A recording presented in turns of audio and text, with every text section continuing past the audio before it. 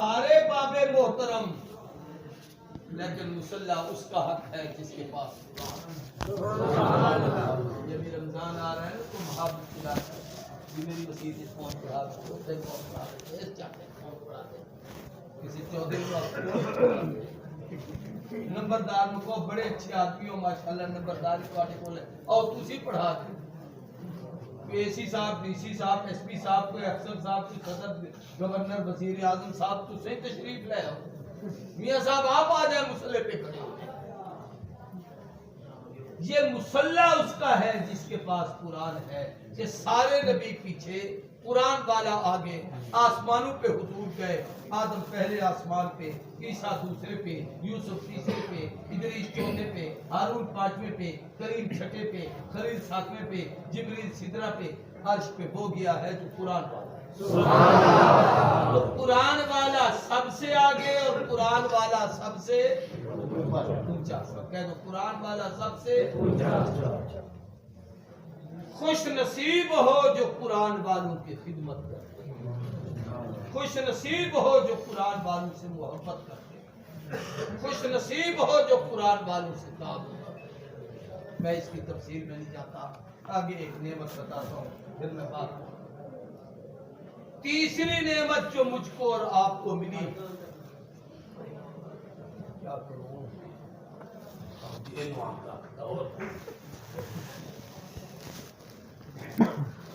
جتنی دیر اس کا سپیکر بند رہے اتنے پیسے اس کو ٹھیک ہے ٹھیک ہے نا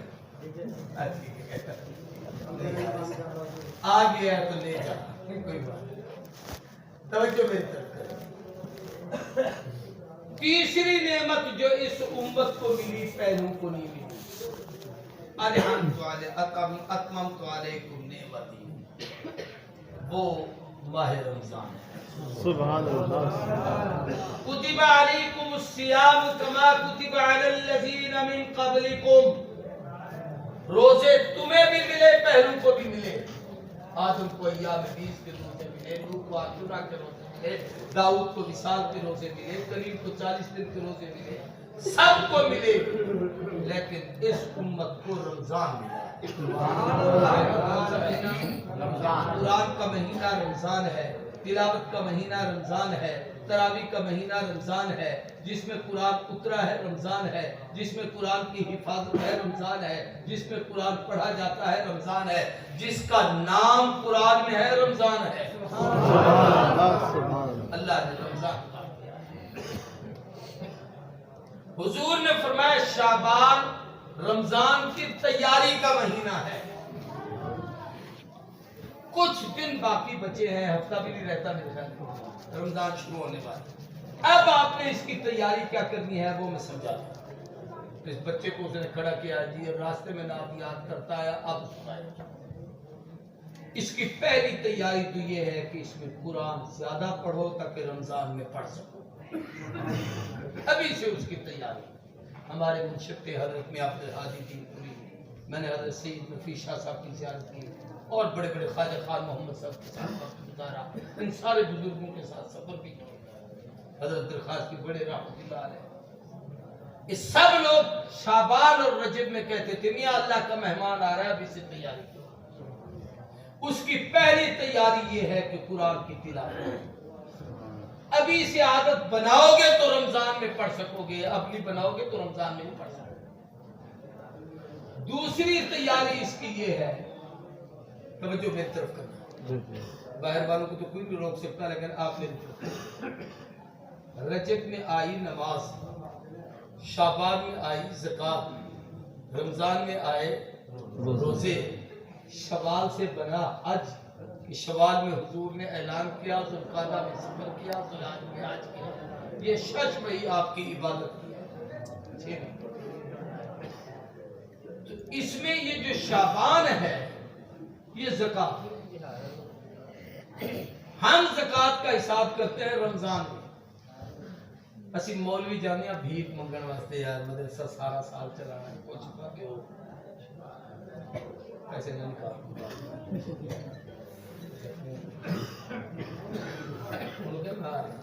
مولوی یہ بھی میری کرامت دیکھو، مجھے کیسے پتہ چلے.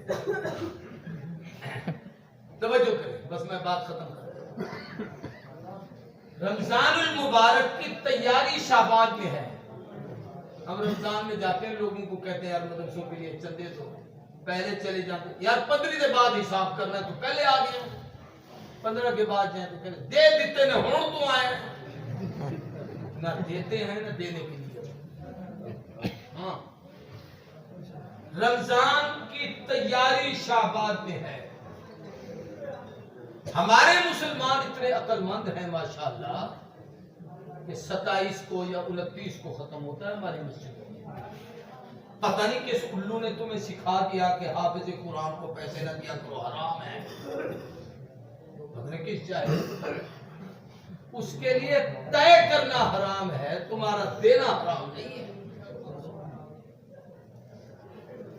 تم تو قرآن کی قیمت دے رہے ہو، تمہیں شرم نہیں آتی یہ کہتے ہوئے؟ آزان دے اس کے لیے ہدیہ دیتے ہو، نماز پڑھائے اس کا ہدیہ دیتے ہو، بچوں کو قرآن پڑھائے اس کا ہدیہ دیتے ہو، مسجد میں جھاڑو دے دے اس کا ہدیہ دیتے ہو، تمہارا کوئی کام کر دے اس کا ہدیہ دیتے ہو. 1-2 گھنٹے یہ سونٹ پڑا چلا رہا ہے اس کو 5000 دیتے ہو. ہر چیز کا ہدیہ ہے. ایک رب کا قرآن ہے جس کے لیے تمہیں کسی نے کہا حرام، یہ مٹی کھاتے ہیں. 29 کو ختم ہوتا ہے. یہ چودھری صاحب، ملک صاحب، سیٹھ صاحب، رئیس صاحب، خان صاحب یوں کپڑے کا ایک جوڑا بغل میں دباتے ہیں، جیب میں 500 کا نوٹ اٹھا کے آتے ہیں. کاری جی بڑا سونا قرآن پڑھیا، دل خوش ہے، اے کپڑے لاؤ تے 500 لاؤ تے عید تے سوا کے پا لینا. دیتا کر دو سارے لاؤ. اس الو کو کوئی پوچھے بے تینوں 29 نو کی سوا کے دے گا کہ مولوی نو سوا کے دے گا؟ سی کے دے گا. شعبان میں اتنے کپڑے لو، فقراء، غرباء، مساکین، حفاظ، ان طلباء اور دین کے پڑھنے والوں کے لیے ان میں تقسیم کرو، ان کو سلا کے دو، ان کو پہناؤ، تاکہ رمضان کی ہر نماز میں ہر دن نیا کپڑے پہن کر مصلی پہ کھڑا ہو اور تمہیں اللہ کا قرآن. اس کی تیاری کرو. تیسری تیاری رمضان المبارک کی یہ ہے کہ اس میں حضور روزے رکھتے تھے تاکہ رمضان کے روزے آسان ہو. تلاوت کرو، صدقہ خیرات دو، رمضان کا اہتمام کرو، رمضان کے اعمال کرو.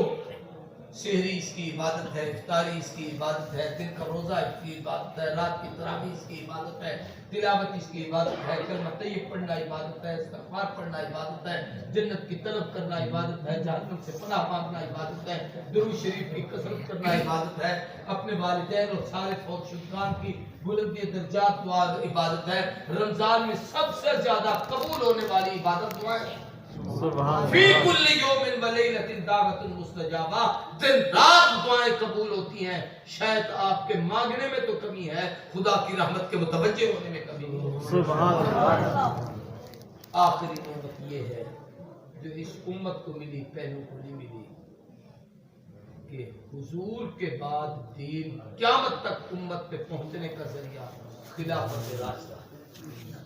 پہلے نبیوں میں سے کسی کو خلافت نہیں ملی کہ اللہ نے موسیٰ کو کہا تو اپنا خلیفہ بنا، ابراہیم کو کہا تو اپنا خلیفہ بنا. نبی کے بعد نبی آتا تھا، حضور کے بعد خلافت آئی. اس لیے قرآن نے جمع کے لفظ کہے الیوم اکملت لکم دینکم اتممت علیکم نعمتی ورضیت لکم الاسلام. یہ 4 کم ہیں. خلافت راشدہ کے پائے اور یاد کتنے ہیں؟ یہ 4 کا لفظ بتاتا ہے کہ قیامت تک دین 4 کے ذریعے. آخری نعمت یہ ہے کہ ورضیت لکم الاسلام دینا، اللہ نے تمہارے لیے جو دین چنا ہے اس کا نام اسلام ہے. سارے بولو کیا ہے؟ اسلام. اسلام صرف نماز ہے یا پورا دین؟ حضور نے ابو بکر کو مصلی دیا تھا، نماز پڑھو. آقا کے وصال کے بعد مسئلہ خلافت چل پڑا کہ کون خلیفہ بنا. ابو بکر کا ہاتھ حضرت علی نے پکڑ کر کہا پیغمبر نے آپ کو یہ مسلح دیا ہے، میں آپ کو خلافت کے منصب پر بٹھاتا ہوں، جو نماز پڑھانے کے قابل ہے وہ امت کی امامت کرا سکتا ہے۔ اس سے مسئلہ کیا سمجھ آتا ہے؟ بھئی تواڈے ووٹ دا حقدار وہ ہے جڑا مسجد وچ نماز پڑھا سکے۔ MNA صاحب آئیں، MPA صاحب آئیں، وزیر صاحب آئیں، مشیر صاحب آئیں، آپ انہیں مسلح پہ کھڑا کر دیں، اگر وہ نماز پڑھا لیں تو ووٹ دینا، نہ پڑھا سکے تو سمجھ لینا گناہ کبیرہ کا مرتکب ہو، مجرم ہو، خدا رسول کے اللہ کے ہاں قیامت کے دن معاوضہ ہوگا کہ ایسے بے دین کو تم نے ووٹ دیا ہے جو تمہاری عبادت کو نہیں سنبھال سکتا، تمہاری حکومت اور خلافت کو خاک سنبھالے۔ یہ میں نے 4 مسئلے آپ کو سمجھایا۔ اکملت لکم دینکم، دین کامل، اتممت علیکم نعمتی، نعمتیں، رضیت لکم الاسلام دینا، قیامت تک ہمارا دین دین اسلام۔ آخر میں ایک بات کہتا ہوں جو انہوں نے نہیں کہی، میں کہتا ہوں، میرے دل میں آئی ہے کہ آپ لوگ اتنا بڑا نظام چلا رہے ہیں اور اس میں ادارے سے بہت مطمئن، اس کے شاگرد بڑے بڑے مفتی اور شیخ الحدیث اسلام آباد میں جو یہاں سے پڑھتے ہیں، ظہور کا بیٹا تنویر یہاں سے پڑھتے گیا، اتنا سا بچہ ہوتا تھا یہاں پڑھتا تھا، میں یہاں کسی چک میں تقریر کرنے آیا تھا، رات کو مجھے ٹرالی میں لے کے یہاں لے آیا اور پھر یہیں اپنے کمروں میں اپنے ساتھ بچاروں نے بٹھایا، صبح کو یہاں درس دلوایا۔ اس دور سے آج وہ بہت بڑے ادارے کا محتمم ہے مسلمان۔ مولانا عبدالشکور دین پوری کے بڑے بیٹے مولانا عبدالوحید وہ رشتے میں میرے داماد ہیں، میری بھتیجی کے شوہر ہیں، وہ اس مدرسے میں شیخ الحدیث ہیں۔ میں سمجھانا یہ چاہتا ہوں، یہ آپ کا فیض ہے جو وہاں تک پہنچا ہوا ہے۔ میں اللہ سے ایک چیز مانگتا ہوں، آپ جتنے بیٹھے ہیں 20 آدمی ایسے تیار ہو جائیں جو رمضان کی نیت کریں کہ اے اللہ رمضان میں دینا ہم دیں گے، زکوٰۃ میں سے، عشر میں سے، صدقۃ الفطر میں سے، اپنے ماں باپ کے ایصال ثواب میں سے 20 آدمی اپنا نام دے دیں، لکھوائیں آج دے رمضان میں کہ ہم یہ جو سولر سسٹم لگ رہا ہے مدرسے کے لیے، اس میں اپنے بزرگوں کے ایصال ثواب میں 5,000 دیں۔